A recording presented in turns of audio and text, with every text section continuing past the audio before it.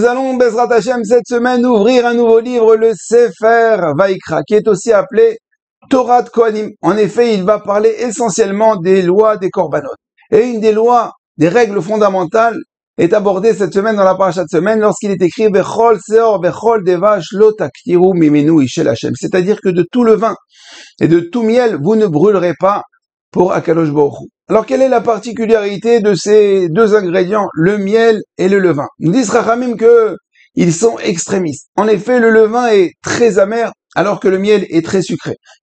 Et nous avons appris dans le Rambam, Ilchot Deot, que pour servir à Akadosh Baruch Hu, pour être un bon juif, il faut tout le temps choisir la voie médiane.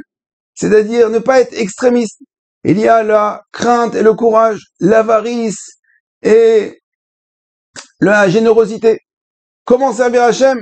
La voie médiane. Ne jamais prendre les extrêmes. On n'aime pas les extrémistes. Et puisque le levain et le miel sont extrémistes, on ne veut pas qu'ils montent, on ne veut pas qu'ils accompagnent les korbanot, on ne veut pas qu'ils soient sur le misbéar puisqu'ils ne sont pas représentatifs de la Avodat Hachem. Deuxième raison, c'est que le miel et le levain avec la chaleur ont la capacité de gonfler. Ils vont gonfler. Et gonfler nous rappelle cette mauvaise mida, ce mauvais trait de caractère de l'orgueil, de la gava. Nous dit Shlomo Ameler, dans Mishlei, qu'Akadosh Baruch Hu déteste et les orgueilleux. Il ne veut pas les voir, il ne peut même pas les sentir. Puisqu'en fin de compte, l'orgueilleux, c'est quoi? Il ne voit que lui. Moi et moi.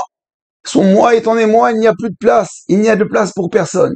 Ni pour ses proches et ni pour Akadosh Baruch Hu, chas v'shalom. Et donc, il n'y a pas de place, on veut pas de toi. Même si tu as des capacités, tu as un potentiel, on veut pas de toi. Comme on voit dans la Kétoret, que Tané Bar Kappa, on dit que on aurait pu mettre une petite goutte de miel, une pointe de miel dans ce mélange de la Kétoret, et ça aurait donné une bonne odeur, une très forte odeur. Ça aurait amélioré la Kétoret. Il dit non, on n'en veut pas. On n'en veut pas tout la simple bonne raison que si on mêle un petit peu de gava, ça pourrait au contraire tout gâcher. Donc on préférera peut-être prendre du vin ou une autre propriété, une autre variété qui sera peut-être, qui apportera moins de choses, mais au moins laissera de la place aux autres.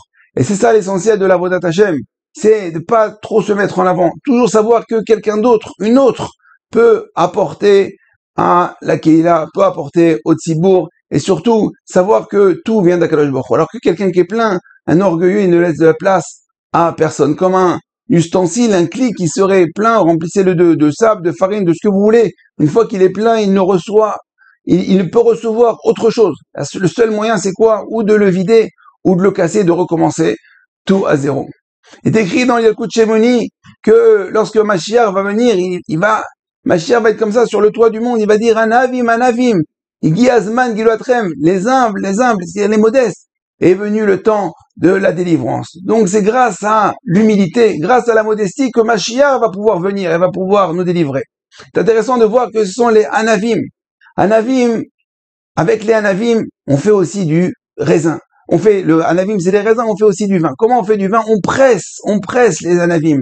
Et à ce moment-là, on fait du vin. Le vin qui est présent à toutes nos smachot. Kiddush de Shabbat, Yom Tov, Sheba Brachot, Brit Mila.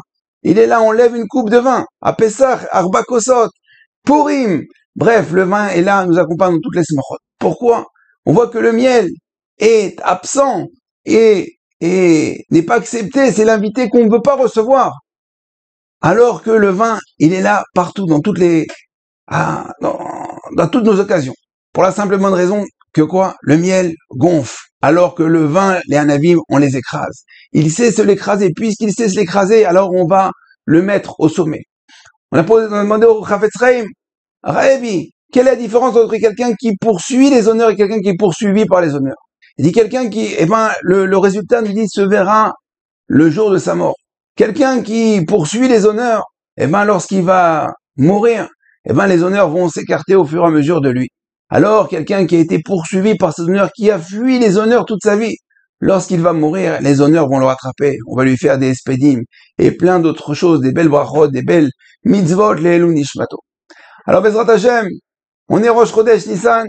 Il est écrit dans la Gemara que Benissan Igalou, Benissan Atidil Legel, c'est-à-dire que en Nissan, nous avons été délivrés en Égypte. Et dans le futur, c'est-à-dire que maintenant, en Nissan, nous allons être délivrés Nous sommes à Mamash, aux portes de la délivrance. On voit avec tout le balagan qui se passe en Eretz Israël, on voit que le Erev Rav se réveille, veut montrer justement toute leur gava, veut montrer que ils existent. Mais en fin de compte, leur existence est nulle. Pourquoi? Parce que c'est plein d'orgueil. Akadosh Baruch Hu va nous délivrer. Pour l'instant, on se l'écrase, on fait comme les Anavim.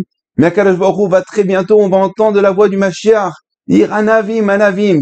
Igi Azman Gotren, les humbles.